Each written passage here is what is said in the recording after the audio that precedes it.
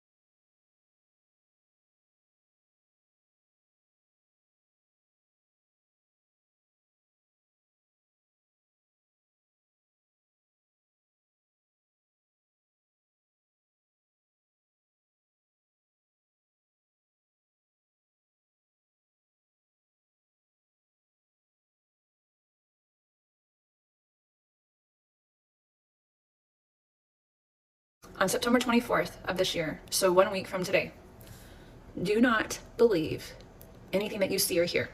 I'm talking about anything startling, shocking, extraordinary, anything that you might consider remarkable, memorable. One of my sources sent me an encrypted message tonight. And usually I get like a paragraph at least, kind of explaining what they're talking about and details of some sort.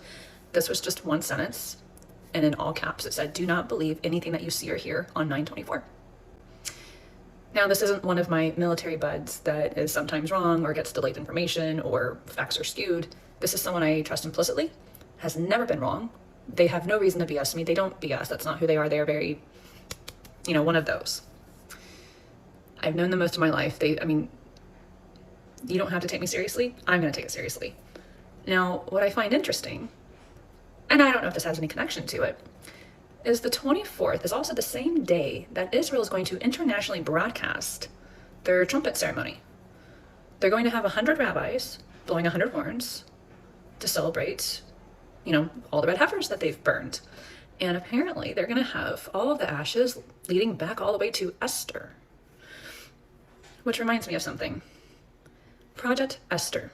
Now, if you don't know what I'm talking about, go back to my profile. I have a whole video, actually I have two, and I say Project Esther, where I explain what it is and what it's all about. Basically, you better fall into alignment, not be anti-Semitic, and, if you are, you're going to lose certain privileges, like access to the market, access to, society, etc. I go all through it, okay? But isn't it interesting how Project Esther is about anti-Semitism? And they're going to have the ashes from Esther on the 24th. And that also happens to be the day that I was just told, don't believe anything I see or hear. They didn't follow through, but I'm putting two and two together here. So I hope you can do the math here with me, because obviously here, there's only so much I can say. Do the math, babe.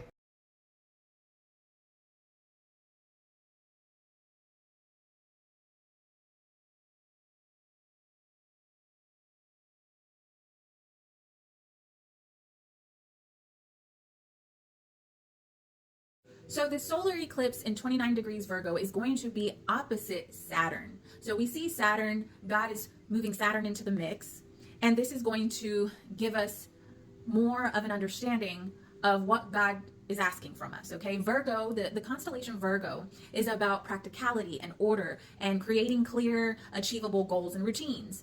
It's about service and refinement and focusing on how to implement and improve better systems that will help us serve others.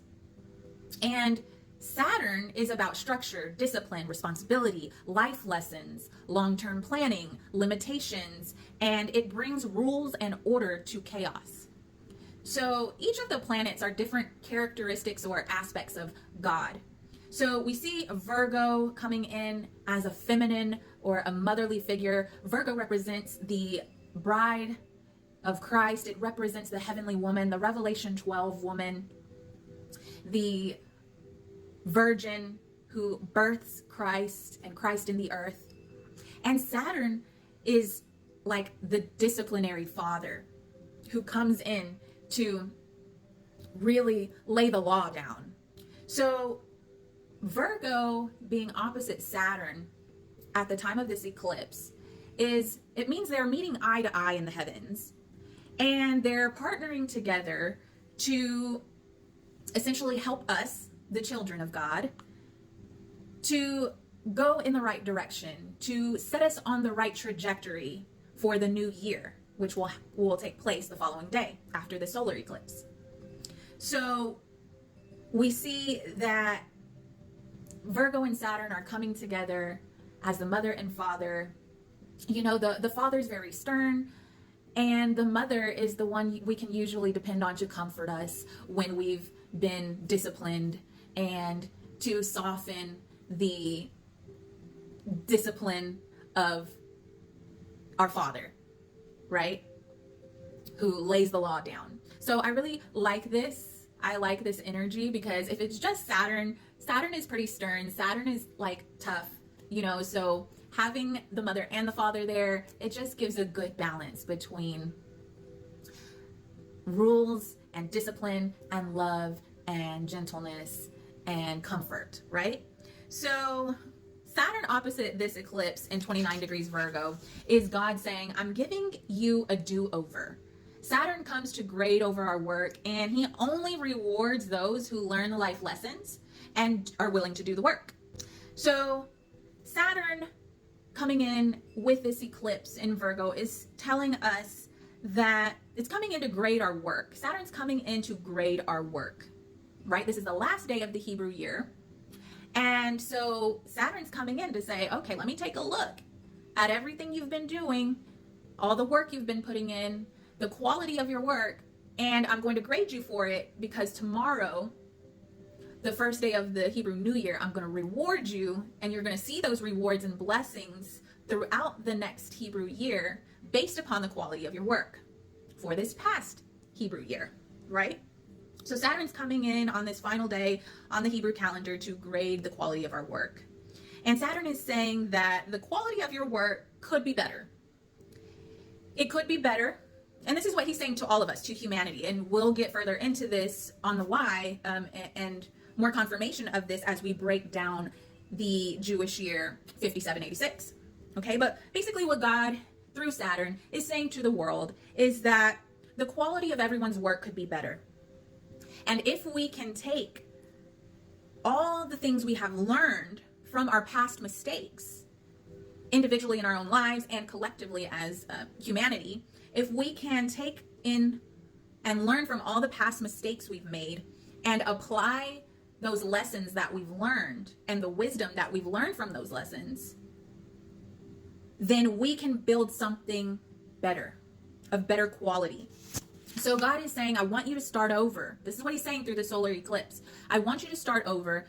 I'm giving humanity, I'm giving you one more chance. This is in the 29th degree, 29 out of 30. You get one more chance to get it right, to do it right this time. This time, I want you to build and create from the heart, without the ego, without the ignorance. I want you to create with wisdom, with divine intention, and I want you to create with passion. So as I was writing this, scribing it for the Lord, I heard, Aye, go.